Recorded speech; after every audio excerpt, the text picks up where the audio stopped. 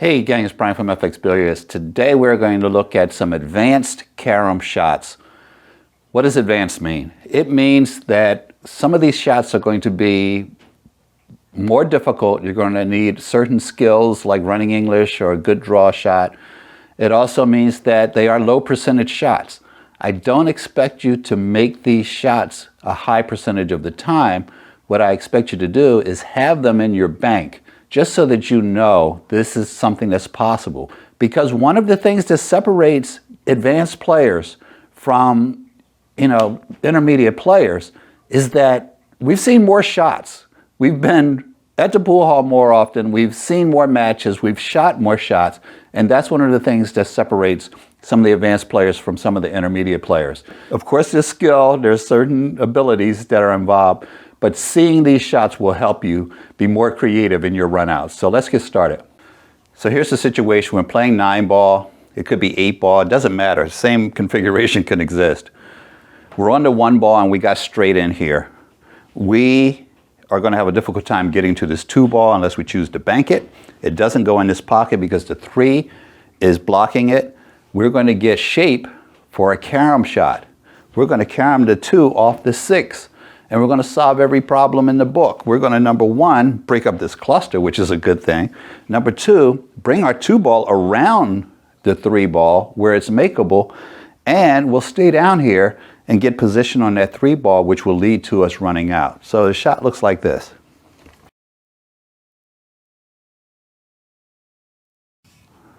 Remember, we can only come pretty much straight back, so we need to find a good spot where we have a decent shot on that 2-ball. So now we can run right into that 6-ball and let the tangent line take us to that pocket.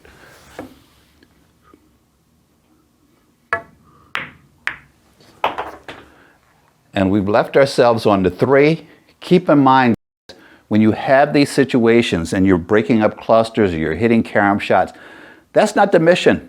Don't get excited and everybody's going to be clapping and all of that. No, your job is to run the rack. So make sure you get position on your next shot while you're playing these carom shots. There are going to be situations where you aren't able to do that, but you need to be playing ahead of that particular shot. Here's the situation, guys. We are playing 9-ball and we're on the 2. We can't make it there. We can't bank it here. The 3 is blocking us. It won't go in that pocket down there because that pocket is blocked. In a fantasy world, you can cut the 2-ball into the 5 and cut the 5-ball in that pocket. That is not even the highest percentage shot here. We have the 6-4 right in front of this side pocket. We can shoot a bank shot towards this 6. We have a target-rich environment here. The toughest part of this shot is to, especially if you've been around, is to forget about this pocket. This is not your target. Your mind is going to want you to bank that ball back here. You are aiming for the 6-ball as if it is a pocket, and you will have a great opportunity to play this 2-ball in the side. So let's take the shot, see what happens. We're going to shoot a stop shot here. The 6-ball is our target. We make it in the side. Now, for those of you who are paying attention, we played a stop shot. Why? Because our job is not to make that great shot. Everybody's excited. You're excited. Everybody's jumping up and down. Oh, did you see that shot? He must watch FXBilliards. No. We shot a stop shot because we still have to make the rest of the balls, and the 3-ball was probably not going to move. So now we have an opportunity to play the 3 in the side and continue our run. So that's how you look for these shots. Don't just make the shot. Look at what you can do afterwards.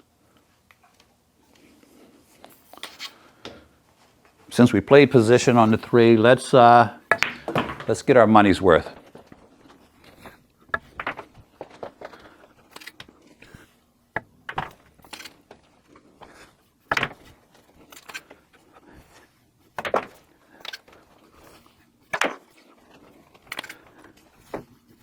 And we take the money. Okay, this is our situation. We are playing 8-ball. We are on the 11-ball. Our 8-ball is being flanked by 3 low balls. What do? If we get on this side, of that cluster, we can do something really great. We can use the tangent line between the 8-7 to play the 8 in this pocket, except the tangent line leads to the edge of the pocket. So what we have is a shot that we almost made. But I'm going to show you how to cheat that tangent. And yes, it is the tangent line, even when it's two object balls. I know some of you don't understand that, and I appreciate that because it's been used in the wrong way for so many years. But whether it's a cue ball and an object ball or two object balls, it is still the tangent line. It's the 90-degree line, whatever you want to call it. This is how you shoot the shot. If we stay on this side of that cluster, and this is a legal shot everywhere except for places where they play by the most ridiculous rules. You can shoot your object ball off your opponent's ball and just in every organized 8-ball event. And again, I know some of you play places where, oh, you can't shoot off of my ball. Shut up. We've been playing by the wrong rules for all these years. So anyway, this is how you're going to play the shot. You are going to draw the cue ball back. Make sure you stay on this side of that cluster, and I'll show you how to make the 8 in the side pocket.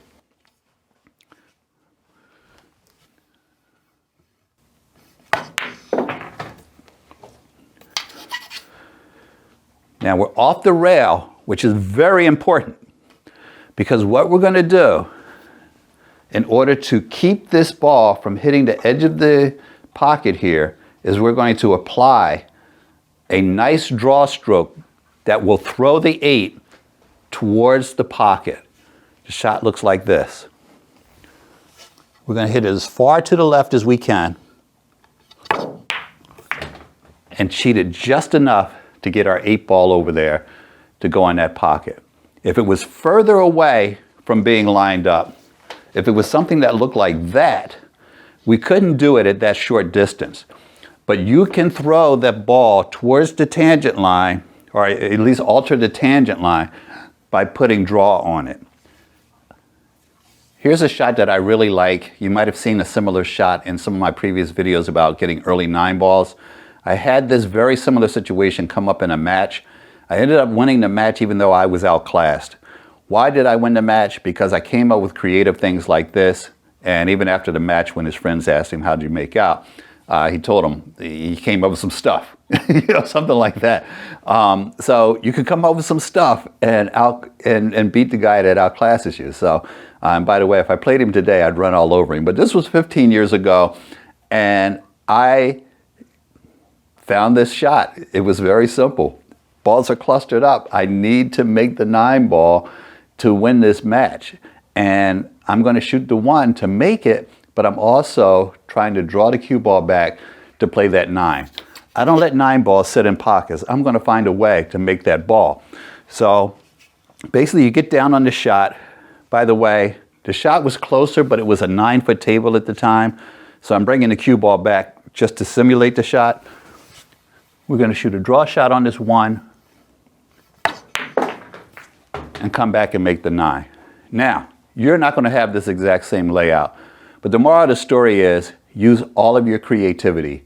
If a 9-ball is sitting in the pocket, or if you can nudge it towards a pocket, go for it, especially if you're not going to run out. And I know a lot of you don't run racks, but a lot of you have the ability to shoot a decent draw shot and knock a ball in the pocket. So keep that one in mind.